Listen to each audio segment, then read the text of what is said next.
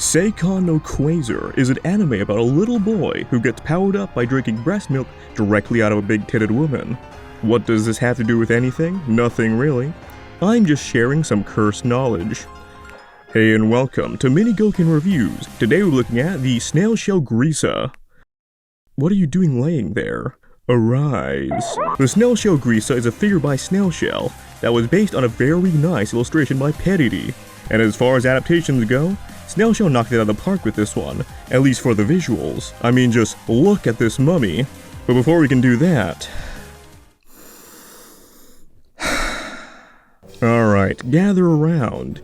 It's time to talk about nipples again. Pretend this came out after the Lustia review. The thing that Snail Shell seems to consistently not do is sculpt any indication of some puffy nips underneath the clothes, which they don't need to, but its absence does make the definitely not areola details come off as a half measure. At least this time she doesn't have a camel toe. Oh wait, no, she does. Fuck. However, unlike some figures, this is designed in a way that minimizes compromise from being an articulated figure. For example, her massive mummy Milkies hide the chest articulation really well, or how the bandages on her legs hide the leg rotation. Even the joints on her hands are somewhat hidden by the floating bandages. The only particularly ugly segmentation can be seen on the shoulders, but otherwise I find the continuity of this figure to be pretty good overall, although I still do have some problems. Her butt cheeks are permanently spread due to the way the leg articulation works. There's also always some kind of gap in the leg no matter what you do, which does not look the best. The hair seems to be constrained by the thickness of the bandages on her head, causing the thickness of this part of the hair to look unnaturally thin. It's not too bad, but it is a bit weird. All that to say, she's so fucking adorable and I love her so fucking much. This design is fantastic, the sculpt is fantastic, the paint is fantastic, even the tent in my pants is fantastic. Shit, I'm down so fucking bad that I'm digging into the earth for some cussy, aka corpse pussy. If you use a UV light, her eyes, hair, and those curious paint spills on her chest light up. Really great detail. Arm yourself. It's time for articulation. Articulation feels very good, because much like Grisa herself, the material is nice and thick. Range is not bad, but is significantly worse than previous releases. Her head articulation is obviously limited by her hair, and she doesn't have lower torso articulation, but her tummy is so much cuter without it that I can't be mad. Her kick is limited by her thick thighs and the lack of drop-down hips, which I don't know. I don't really like the kind of articulation that really breaks the sculpt, especially considering how the legs are already compromised. She can stand without a stand, but she also doesn't have a toe bend. For a positive, in addition to articulated eyes, she has articulated eyebrows, which is a brand new frontier in expression and articulation. It's also fucking adorable. Unfortunately, they can come off fairly easily. I won't show you that because I don't want to lose them. Anyway.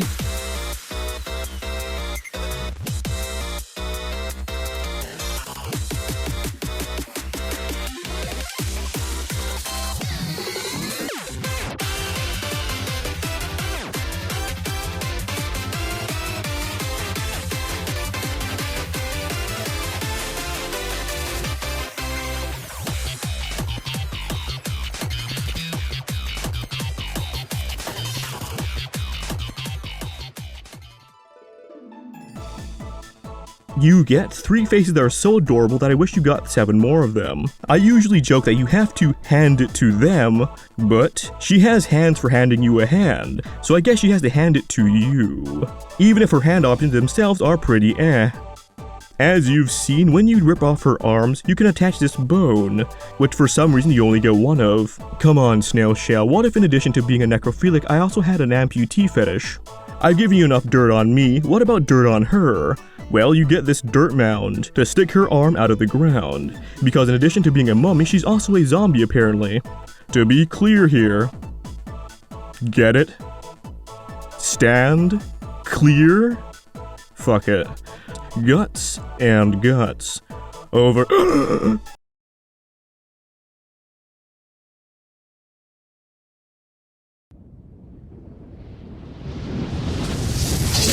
Future Gokin here, and it's time for Gok Impressions.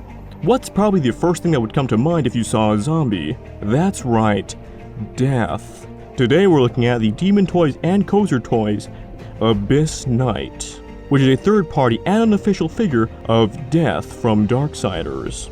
This was also one of my most anticipated figures. In each of my living moments, I yearn for death, which would mean as Cozer Toys is blueballing my recording guy by not releasing their Armored Titan, they've been firmly caressing my fat nuts by releasing this. So what is Darksiders? The first game is often described as Zelda meets God of War, which I don't find the God of War part, as I consider it unfounded. The gameplay is not meaningfully similar to God of War, it's just hack and slash combat. So the comparison is only 30% correct, since in Darksiders, you play as War.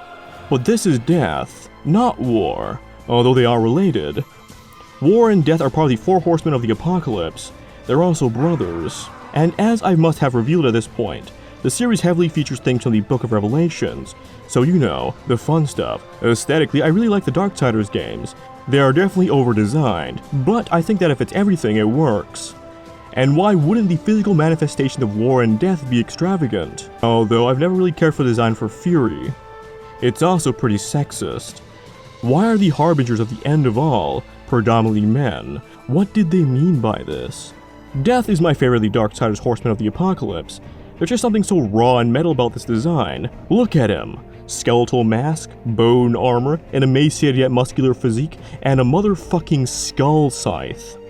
My inner 10-year-old is fucking coming, and so am I. I've always wanted Darksiders figures, and I'm aware that there are statues, but I'm more of an articulated figure guy, which is why I didn't get any of those, but couldn't resist this. If we can get all the four horsemen of the apocalypse, with their horses and maybe even chaos forms, my balls will be as empty as my wallet. His skin tone might not be accurate. In cutscenes, he lacks any amount of fleshy tones to his skin, and in-game he's a bit more blue. But I do prefer the look on the figure, as it's much more visceral. I was initially a bit confused by this design, because in Darksiders 2 they didn't know what to go with, so in pre-rendered trailers he looked like this under-designed piece of shit, and the game had a loot system that I didn't care for, where you could get various armor sets for Death, meaning they could just design a bunch of them without committing to anything. Although, it turns out in Darksiders 3, a game I haven't played, they seem to have decided on an armor set for Death, and it's this one. Good choice, BBW. Something that I immensely appreciate is how the texture of the sculpted plastic cloth and the real cloth is similar, even if I prefer him without the neck piece. Makes him look kinda cute. Although because of this, I also don't like them using cloth for the pants. They could have easily just sculpted them and spared me the potential tearing of said pants, but enough complaining. For now. What's great about his unique physique is that, despite him not wearing a shirt, putting a cut at his stomach doesn't break the sculpt from the front, meaning you get some crazy stomach articulation. The figure is quite solid, and feels good to articulate. I have nothing to complain about here. Anyway.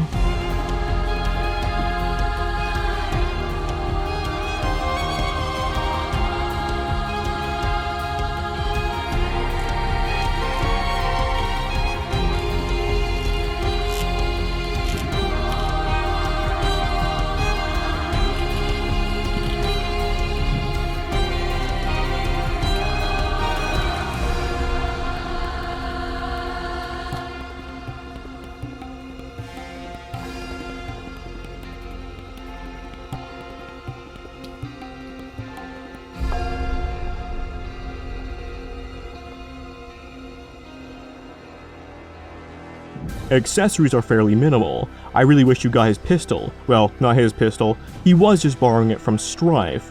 But still, I wish you got it.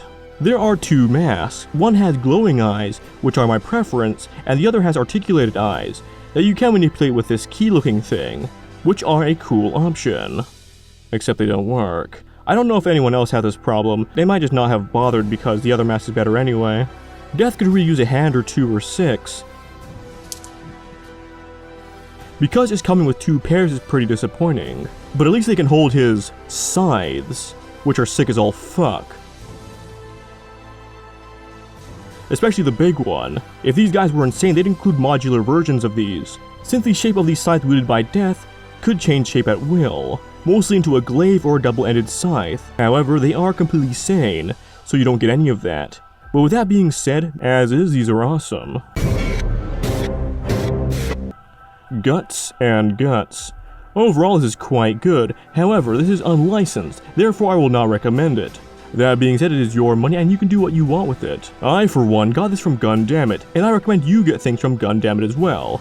But before you do that, I must ask that you use my code, which is simply Gokin. But alas, those are my Gok Impressions. Make of it what you will.